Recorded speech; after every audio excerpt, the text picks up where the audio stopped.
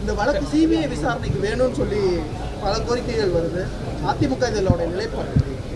இந்த படுகொலையை CCTV camera அந்த காட்சியை உங்களுடைய தொலைக்காட்சியில் நாங்கள் பார்த்தோம். அது பார்க்கின்ற பொழுது இந்த அரசு எடுத்த நடவடிக்கைக்கும் அதில் பார்க்கின்ற காட்சிக்கும் வேறுபட்டிருக்கின்றன. ஆகவே அந்த குடும்பத்தை சார்ந்தவர்களும் பிஎஸ்பி கட்சியுடைய நிர்வாகிகள் தொண்டர்கள் சந்தேகிப்பது சரிதான் எனப்படுகிறது.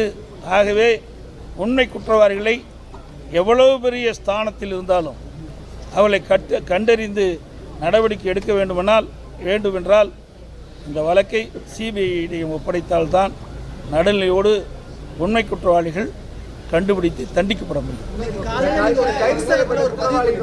புகைப்படம் முன்னாள் அமைச்சர் ஆவடி நாசரோடு இருக்கிற மாதிரியான புகைப்படங்கள் வெளியிடப்படுது.